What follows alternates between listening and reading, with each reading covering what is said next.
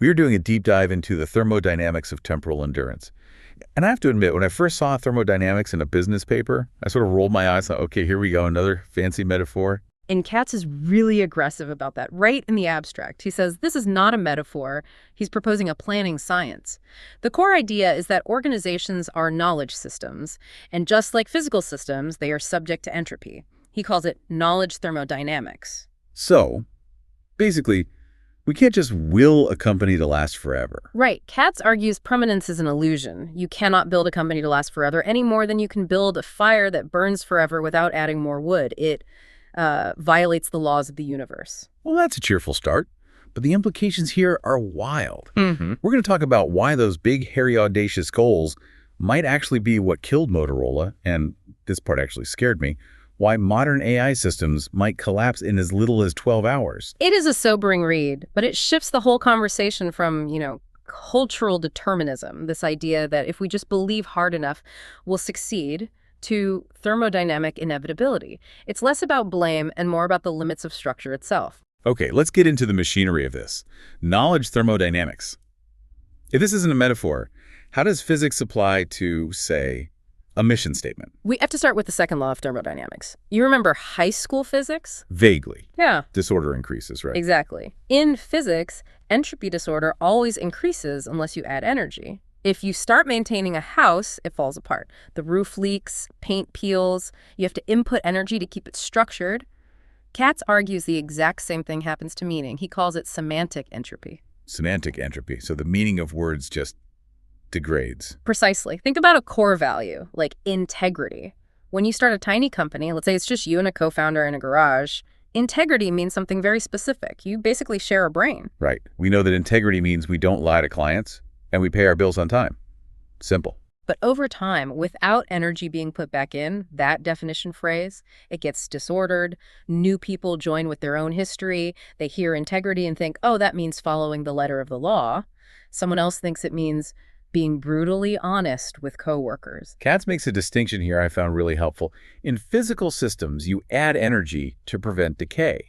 But in semantic systems, systems of meaning, you need what he calls semantic cooling. Right. And cooling is a great term for it. High entropy is high heat, chaotic, molecules bouncing everywhere. Semantic cooling is the active energy you have to spend to restore coherence. It's the effort of stopping and saying, no, wait, that is not what we mean by integrity. This is what we mean. Which is exhausting. Nobody likes having that meeting. It is exhausting. It feels unproductive, like you're not doing work. But Katz's point is, if you don't do it, the system naturally heats up. The meaning just drifts. Which brings us to how that drift happens.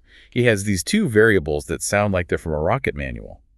The recursion rate and drift velocity. Can we break those down? Yeah. Sure. They're critical. The recursion rate, or R, is just the speed at which decisions are made. How often an output from one decision becomes the input for the next one. So like the 1950s versus today. Exactly. In the 1950s, business recursion was slow.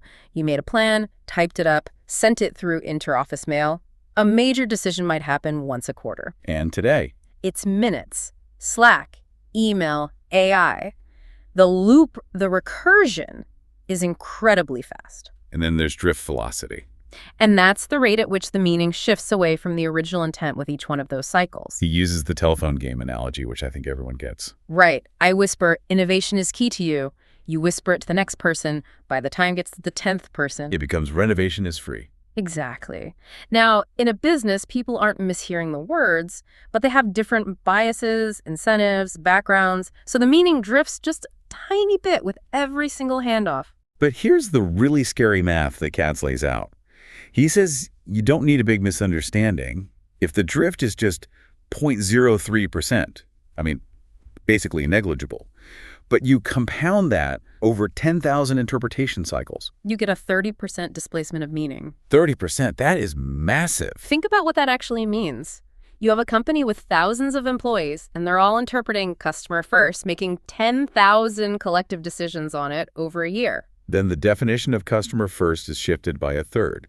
The words are the same, but how people behave is totally different. And that brings us right back to built to last. This explains why those companies look so good until, they didn't. This was the aha moment for me, because I always wondered, were Collins and Poor's just wrong? But Katz says, no, they weren't wrong. They were just looking at the wrong thing. They were looking at a photograph. They studied these companies, HP, Motorola, at their peak thermodynamic stability. They were in phase 1 or 2 of their life. The entropy just hadn't built up yet. They saw a fresh fire and said, look how bright this is. It'll burn forever. Without noticing the wood pile was running out. Let's look at HP, because this makes it so concrete. Everyone talks about the HP way. It was legendary. It really was. Bill Hewlett and Dave Packard founded it in 1939. And for the first 20 years, Bill and Dave were literally in the room. If someone asked, what does respect for the individual mean? Dave could just tell them. So in Katz's terms, thermodynamic stability was high. Their semantic integrity was near perfect, like 0.95. But then they scaled. By 1990, tens of thousands of employees. The recursion rate exploded to something like 10,000 cycles a day. Bill and Dave were gone. And this is where the drift happens. The paper breaks down how trust and respect, which sounds so simple, started to mean completely different things to different departments. This is the killer. He analyzed internal memos. To engineering, trust meant autonomy to tinker and take as long as we need to make it perfect. Which sounds nice. Sure. But to sales, trust meant freedom to negotiate custom deals to get the commission. And to finance, trust meant authority to question expenses without oversight. So they all thought they were following the HP way. Yes. They had local coherence. Everyone in engineering agreed with each other. But it was global chaos. The definitions just didn't line up. He calculates that their collapse velocity exceeded their critical velocity. They were drifting faster than they could fix it. That's the collapse velocity, V sub C, the speed the organization is falling apart versus the speed it can fix itself. Exactly. It explains why when Carly Fiorina came in later and tried to return to the HP way, it just didn't work. It wasn't that she wasn't charismatic. The entropy was already too high. You can't just say the words and expect the meaning to snap back into place. There's another case study here that's maybe even more tragic, and that's Motorola. Because Built to Last loved the BHAG, the big, hairy, audacious goal. It's supposed to be inspiring. It's standard business advice. Dream big. But Katz warns that a BHAG can be a thermodynamic death sentence if you're not careful. Yeah, we're talking about the Iridium project. The Iridium satellite network. Incredibly ambitious, cell-service anywhere on Earth. But just think about the sheer complexity of that. The paper says this project increased Motorola's recursion rate from about 1,000 cycles a day to 20,000.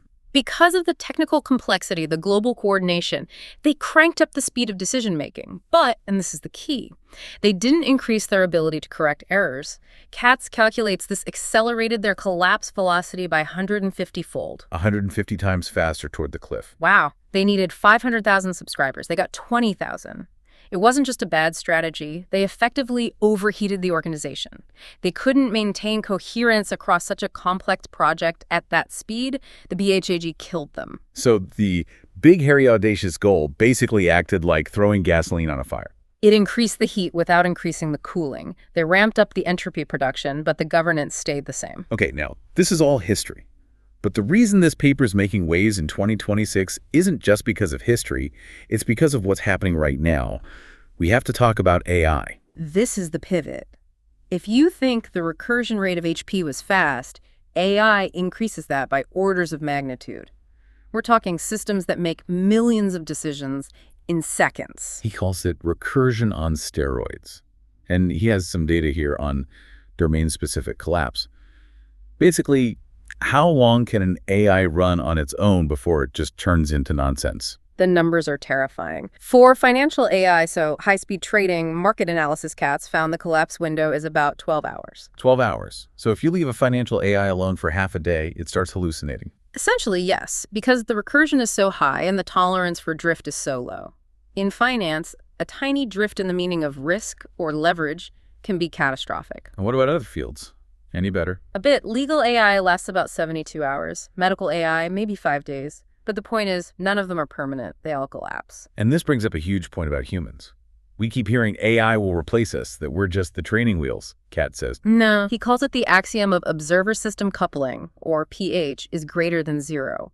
The probability of human necessity is always greater than 0. So humans are thermodynamically necessary. Correct. An AI system is a closed loop. It operates inside its own data. It can't step outside of itself to check if it's still making sense in the real world. It can't detect its own semantic drift. It needs an external reference point, a human, to say, no, that's not true. Stop.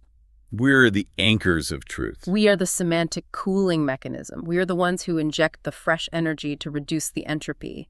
Without us, the system just overheats. That actually explains a stat I saw the other day that 70% of AI initiatives fail. Katz links it directly to this. Right. Companies think they can just deploy an AI and walk away. They treat it like software. But they aren't accounting for these thermodynamic limits. They launch it, the recursion rate spikes, the drift takes over, and within a week, the system is useless. It's not because the tech is bad, it's because they broke the laws of knowledge thermodynamics. Okay, so this feels like we're fighting a losing battle. Yeah. If permanence is impossible and entropy is inevitable, what do? Just give up. No, but we have to change the goal. We have to stop fantasizing about permanence. This is where Katz proposes velocity-aware governance. And the first step is accepting mortality. Yes. The goal isn't to live forever, it's to endure long enough. We need to stop building cathedrals and start tending campfires. I love that image. Stop building stone monuments you think will stand for 1,000 years and start tending the fire that needs wood every single hour. So practically, how do we tend the fire? It means active energy expenditure to reset meanings. You need rituals that force the organization to realign. The paper gives a couple of examples of companies that survived that built-to-last era. One is 3M. Yeah, 3M is interesting because they handle high recursion, all that innovation, with their famous 15% time. That's where engineers get 15% of their time to work on whatever they want, right? And we usually think of that as an innovation policy. Oh, let them be creative. But Katz argues it's a thermodynamic policy. How so? By letting every engineer follow their own curiosity, you are distributing the interpretive capacity. You don't wait for a manager 3 levels up to define innovation. The engineer re-anchors it personally, every day. It keeps the drift low because the distance between the thinker and the doer is 0. That's fascinating. Yeah. It's decentralized cooling. What about Johnson & Johnson? They're massive. J&J uses something called the Credo Challenge. Every 2 or 3 years, the leadership meets and they literally fight over their credo. Their mission statement. Yes, they debate every single line. Does this still mean what we think it means? Is this still relevant? That sounds exhausting. It is, and that's the point. It requires energy. Most companies would say, the mission is fine, let's get back to work. J&J stops and spends the energy to tighten the definitions. They reset the entropy clock. That is why they endure. It's like tightening the bolts on a bridge. If you don't do it, eventually the vibration just shakes it apart. Precisely. And there's one last concept from Katz that I think is crucial for the AI age: graceful degradation. Which sounds like a nice way of saying failing. In a way, it is, Yeah. but it's controlled failure. It's knowing that the project or the AI agent won't last forever, so you plan for the end. You know when the mission is done. You dissolve it successfully rather than letting it collapse catastrophically. The difference between dismantling a building brick by brick and letting it fall on people. Exactly. And in the AI era, this is non-negotiable. If you know your financial AI will drift in 12 hours, you don't try to make it run for 24. You build a system that resets every 10 hours. You design for the collapse. You assume the entropy is coming. This really changes how I look at business success. Okay. We're so obsessed with growth and legacy. We want to be immortal.